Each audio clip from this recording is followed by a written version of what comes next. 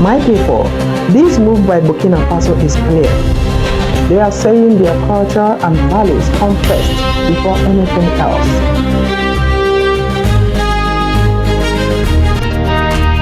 Hello ladies and gentlemen, and welcome to African Focus Reports, the channel where we bring you accurate and undiluted news from across the African continent and beyond.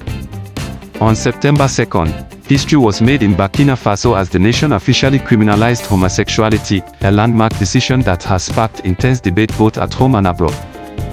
But before we go deeper, let's first understand what homosexuality means. It refers to when a person is romantically or sexually attracted to someone of the same sex. While this remains a sensitive and controversial topic across Africa, it is also a global issue, one that nations continue to approach in very different ways. Homosexuality in Africa. Across Africa, the laws vary widely. South Africa legalized same-sex marriage in 2006, the only country on the continent to do so. Other African nations that have decriminalized homosexuality include Mozambique, Angola, Botswana, Lesotho, Seychelles, São Tomé and Príncipe, Cape Verde, Gabon, Guinea-Bissau, and Chad. Meanwhile, in Nigeria, Uganda, and Ghana, homosexuality is criminalized with strict punishments. Until recently, Burkina Faso was one of the few West African nations where same-sex relationships were not illegal, though not officially recognized either. That position has now shifted. Historical background.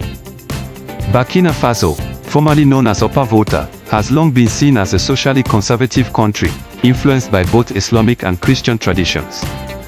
For years, same-sex relationships were not prosecuted, creating the perception of tolerance. However, there was no legal recognition, no rights, and no public acceptance. This left homosexuality in a gray area, neither fully accepted nor explicitly banned. That gray area ended with the latest law. The new law. On September 2, 2025, Burkina Faso's transitional parliament, led by Captain Ibrahim Traoré, unanimously voted to criminalize same-sex relationships.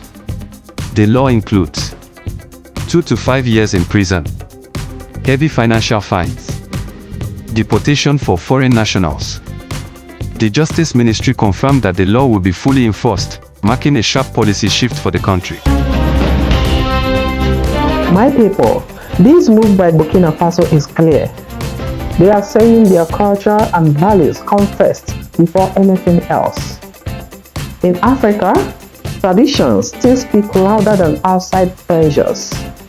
Whether we like it or not, that's the reality many governments are protecting. Local reactions. Inside Burkina Faso, many welcomed the law. Religious leaders called it a step toward protecting morality.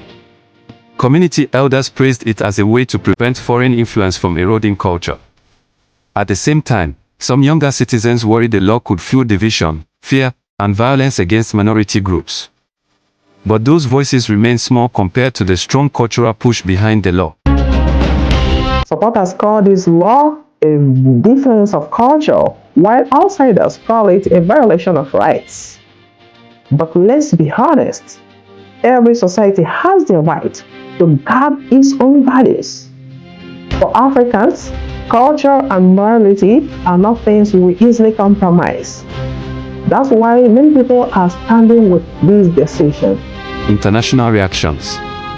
International human rights groups, including Amnesty International and Human Rights Watch, condemned the law, warning it violates personal freedoms. The United Nations expressed concern, suggesting it could damage Burkina Faso's human rights record and international relations. Western governments have also raised questions, with some considering cuts to financial aid.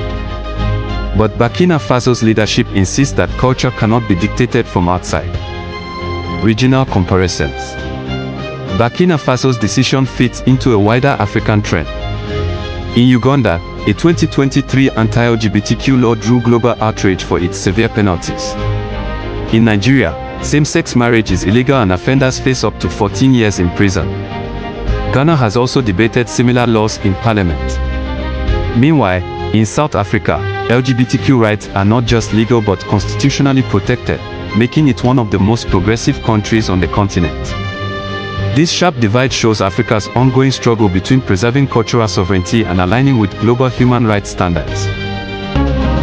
At the end of the day, the good, positive people of Africa will always choose this identity over foreign influence, whether some agree or not. These laws show that leaders are responding to their people's voice. The law in Burkina Faso has become a turning point, sparking debate inside the country and across Africa. It reflects deeper questions. What role should culture play in shaping laws? How much should international opinion matter in national decisions?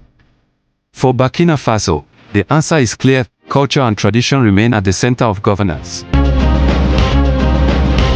So, my people, we have seen how fast politics can change in Africa. Yesterday, same-sex relationships in Burkina Faso were ignored. But now, they are punishable by law. One thing is sure: Africa is charting its own path, whether the world agrees or not. Drop your thoughts in the comments, and please keep it respectful. And if you found this news report useful, don't forget to like, subscribe, and share so more people can join this conversation. This is African Focus. See you in the next update. Thank you for watching.